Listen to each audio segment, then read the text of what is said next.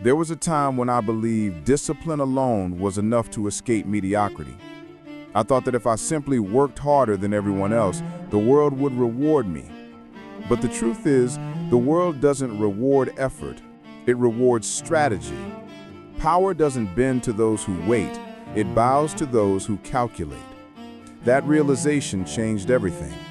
It was the moment I stopped seeing life as a series of random chances and started seeing it as a chessboard, and I was done being a pawn.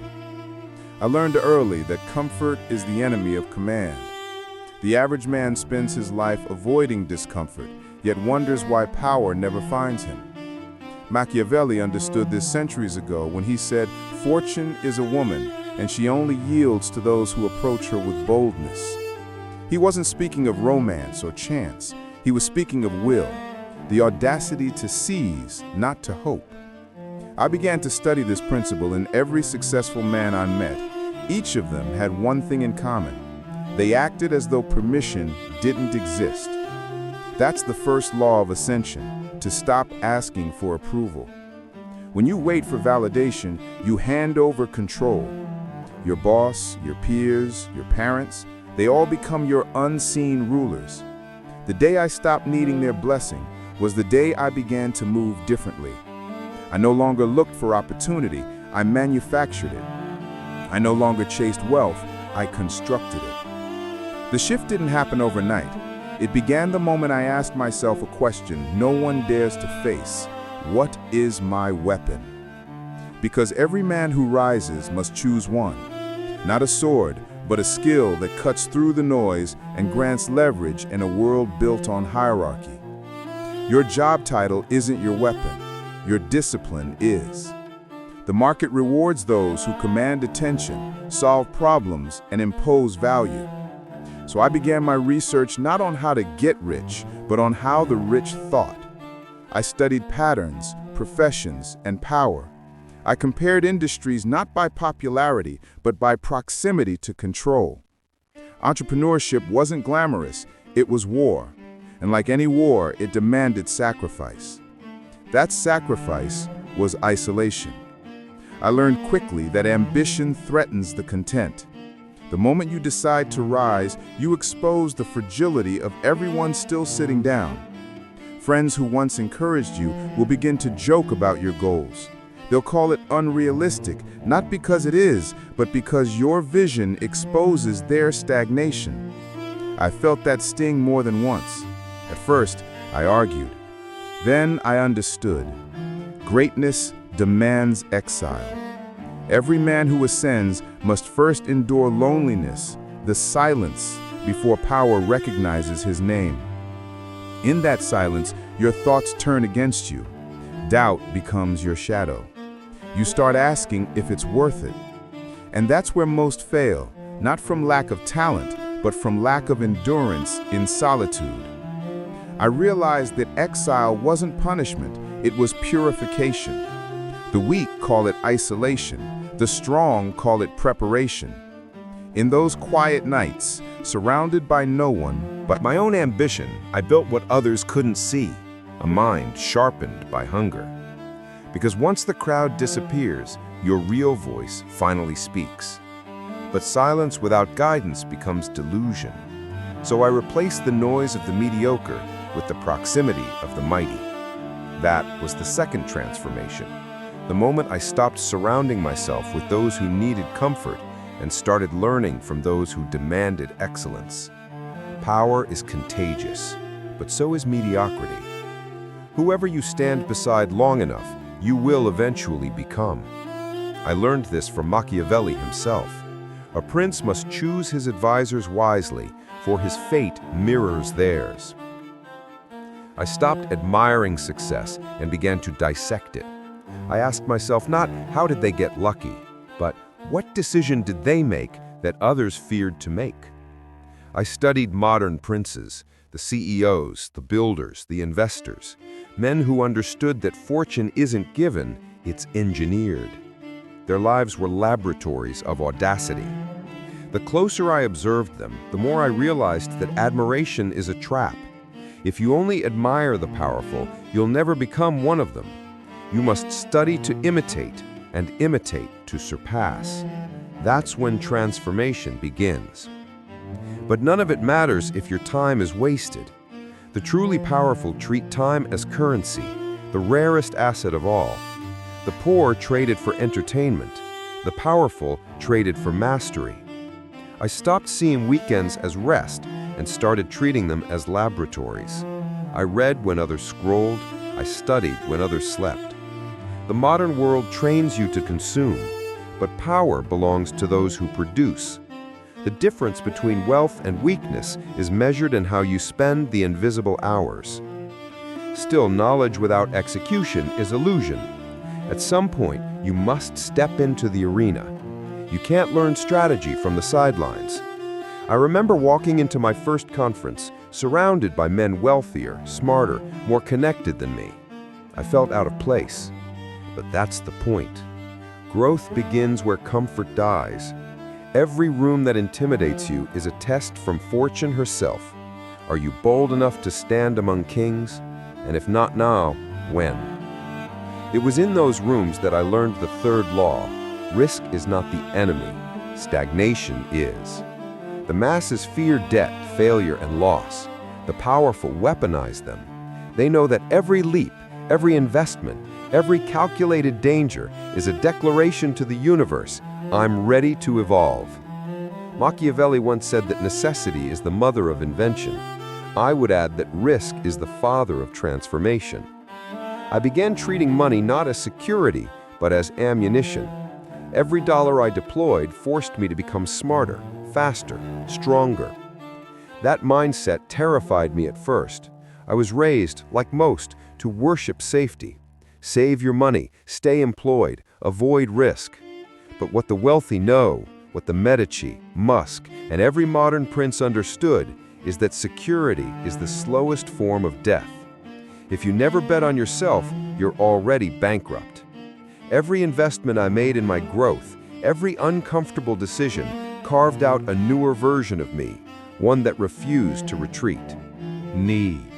But from certainty, doors open that effort alone could never unlock. Confidence is a currency the world can feel, even in silence. Persuasion turned to precision. I began to measure everything: goals, time, progress. Machiavelli wrote that fortune controls half of our actions, but leaves the other half to us. That half is data. The men who conquer wealth don't dream, they calculate. I broke my ambitions into numbers, not wishes. Every day became measurable, and the moment I started tracking, the fog of fantasy lifted. I stopped hoping and started commanding. Still, even with metrics, mastery demands something deeper: hunger, the unrelenting dissatisfaction with your current self. Each morning, I look at my results not with pride, but with rage, not at failure, but at potential unrealized. Hunger is the proof that your purpose is still alive. The weak call it greed, the strong call it fuel. When that hunger fades, greatness dies. So here's the truth Machiavelli left behind for every man willing to rise. Fortune does not favor the good, she favors the bold. Power does not come to those who deserve it, it comes to those who demand it. Wealth is not a reward, it's a reflection of discipline, of risk, of hunger. Every day you delay your rise, someone else commands what could have been yours. If you wish to ascend, start here. Stop obeying. Start calculating. Choose your weapon. Cut the weak. Stand among the mighty. Trade your comfort for clarity, your fear for precision, your hesitation for command.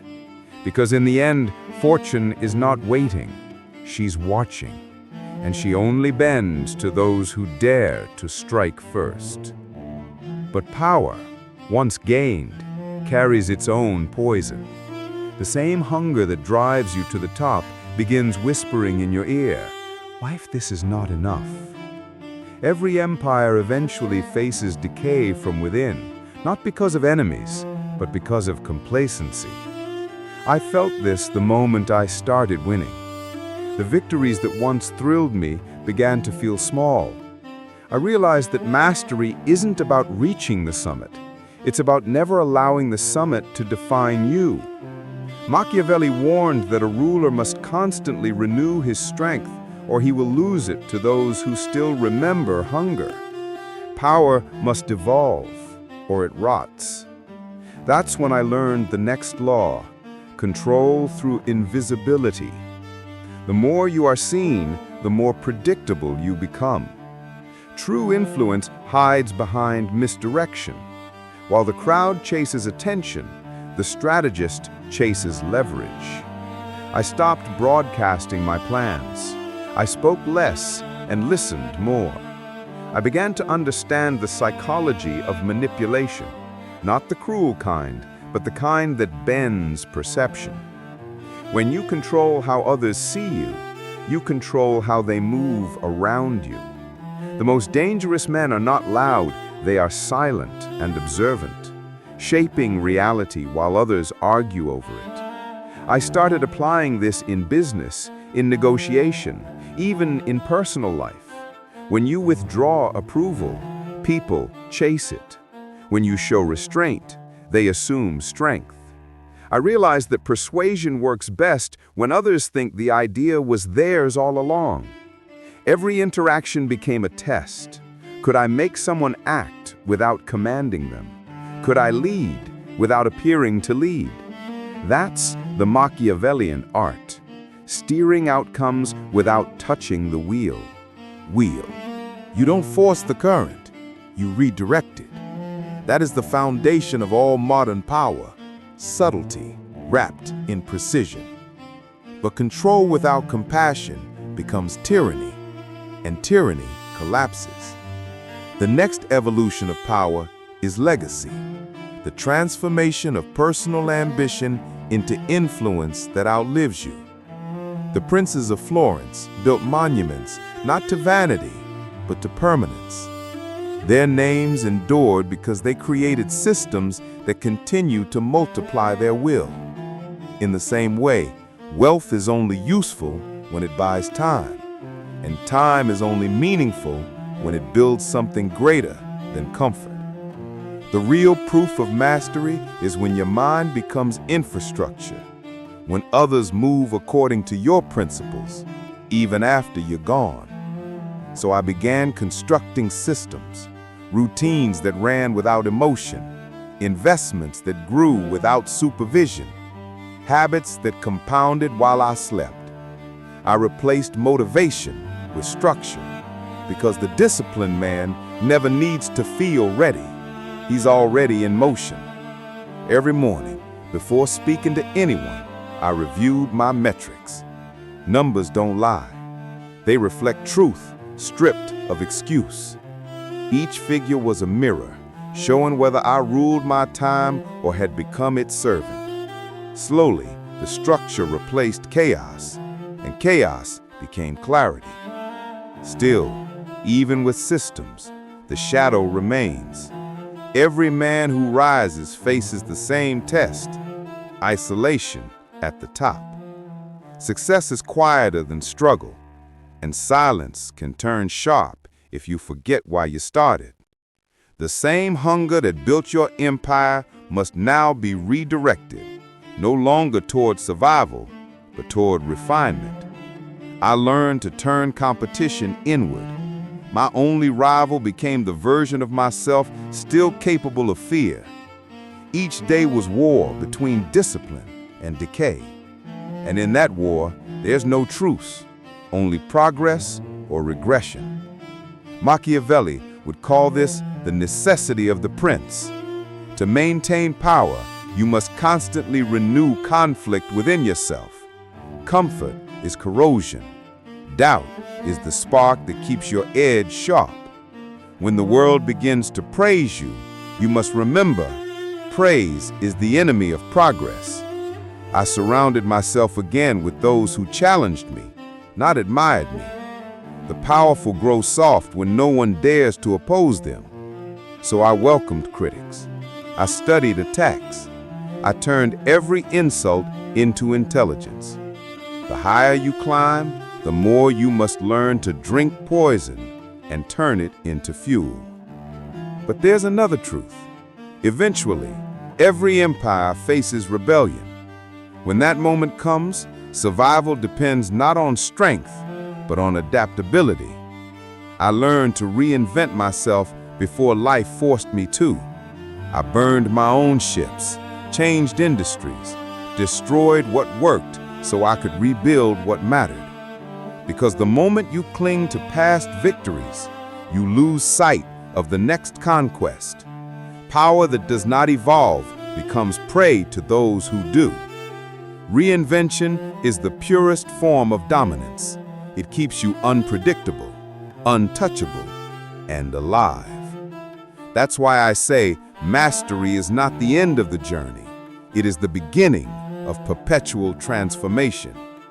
Every time I rebuild myself, I discover another layer of control over time, over fear, over perception. The external world bends to the man who first conquers his inner one. Wealth, status, and recognition are only reflections of internal order. The true Machiavellian prince is not one who manipulates others, but one who manipulates his own nature, turning weakness into strategy, pain into discipline, failure into prophecy. In the end, the laws of ascension are not a map, they are a mirror. Every principle leads back to you, your focus, your courage, your ability to act while others hesitate.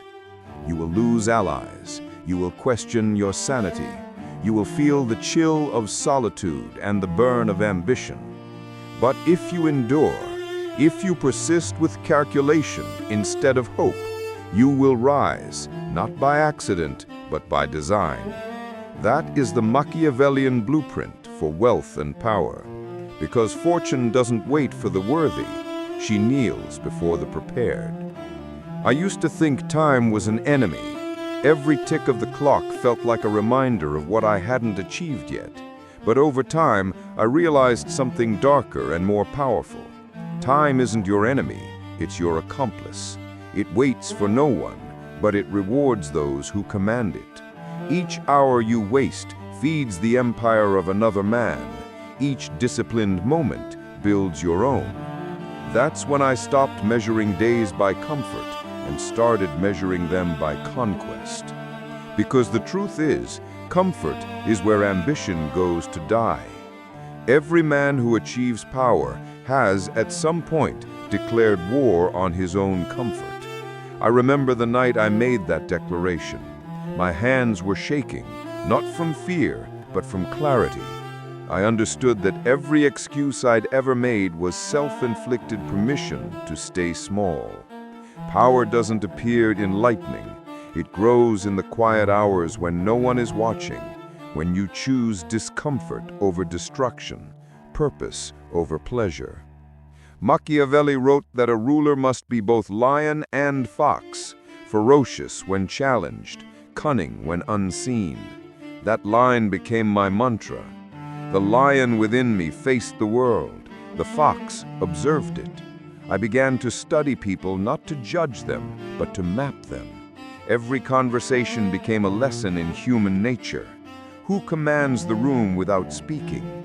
Who masks insecurity with noise? The more I watched, the clearer it became. Society is built on predictable patterns, and whoever understands those patterns controls the game. That's when persuasion stopped being a tactic and became an art form. You don't win arguments, you guide perception. You don't dominate by volume, you dominate by silence. People reveal their weaknesses not through their words, but through their reactions. The impulsive are slaves to provocation. The disciplined are masters of restraint. I learned to weaponize patience. Sometimes the most strategic move is to let your opponent think he's winning. The louder he celebrates, the less he sees the blade waiting beneath your calm. Power isn't about crushing opposition, it's about outlasting it. I began to understand endurance not as suffering, but as strategy. The man who endures discomfort longer than others becomes unstoppable because his competitors mistake fatigue for failure. Every sleepless night, every sacrifice, every setback became fuel. I stopped wishing for easy victories and started desiring worthy opponents. Without resistance, there is no refinement. Still, the higher you climb, the heavier the crown becomes. You start to see that power is not about domination, it's about direction. The question changes from how do I win to how do I sustain what I've built. Many reach success only to collapse under the weight of their own empire because they never learned to rule themselves. Discipline isn't punishment, it's armor. Without it, even fortune becomes fatal. So I built rituals around my mind, like fortifications around a castle. Every morning began in silence. No phone, no noise, no voices but my own. I reviewed numbers, plans, and failures. I studied my mistakes like a scholar studies scripture. Because self-awareness is the highest form of intelligence. The unexamined man repeats his errors. The aware man weaponizes them. Each flaw became a blueprint for evolution. But I also learned the paradox of success. The more you gain, the more invisible your enemies become. They hide not outside, but inside. Doubt, pride, vanity. Those are the silent assassins of progress. The man who defeats them becomes untouchable. I started to view humility not as weakness, but as protection. The arrogant fall because they believe they've arrived. The wise remain dangerous because they never stop moving. There's a strange calm that comes when you finally understand the nature of power. It's not chaos, it's choreography. Every failure is feedback. Every betrayal is information. Every victory is temporary. The only constant is motion. When you internalize that, fear loses its hold. You begin to act not out of emotion, but out of calculation. You stop reacting and start orchestrating. From there, something else happens. You begin to attract others who operate the same way. Energy recognizes energy. The ambitious find each other. Rooms that once intimidated you now feel like arenas. You realize power doesn't reside in titles or status, it resides in presence. When you've mastered your own emotions, people sense it. They start to adjust their tone, their pace, their respect. That's the invisible field of dominance, earned not by aggression, but by composure. And yet, even at that stage, the game never ends. Machiavelli would say, fortune is fickle, but virtue endures.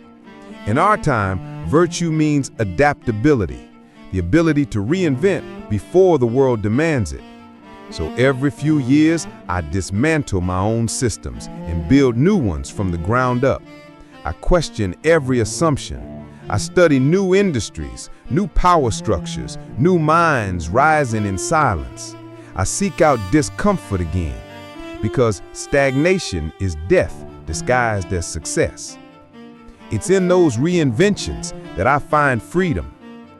The world changes too fast for nostalgia. You either evolve or dissolve. I've learned to shed identities the way warriors shed armor after battle. Heavy, dented, outdated. What matters isn't who I was, but what I can still become. And that's the final law of ascension, perpetual becoming. To rise once is ambition. To rise endlessly is mastery. So when people ask what drives me, I tell them the truth. They think it's money, but it's not. It's sovereignty, the freedom to decide, the freedom to move without permission, the freedom to shape the game instead of playing by its rules. Money is just the visible expression of invisible power. The goal isn't to earn, it's to command. If you understand this, you'll stop chasing fortune and start creating gravity. Opportunities will orbit around you. People will adjust to your pace. Fortune doesn't belong to those who hope. It belongs to those who prepare. And when she finally turns her face towards you, you must already stand ready, hand extended, eyes steady, no hesitation, because she won't wait twice. Every empire, every dynasty, every fortune begins with a single decision: to stop living reactively and start living strategically. You won't always feel ready. You won't always have proof, but certainty is a myth. Courage is the only currency that never devalues. When you act with precision, the world rearranges itself around you. So if you're still waiting for the right time, understand this: the right time doesn't exist. There is only now, there is only will, and there is only one question left to ask: are you ready to rise?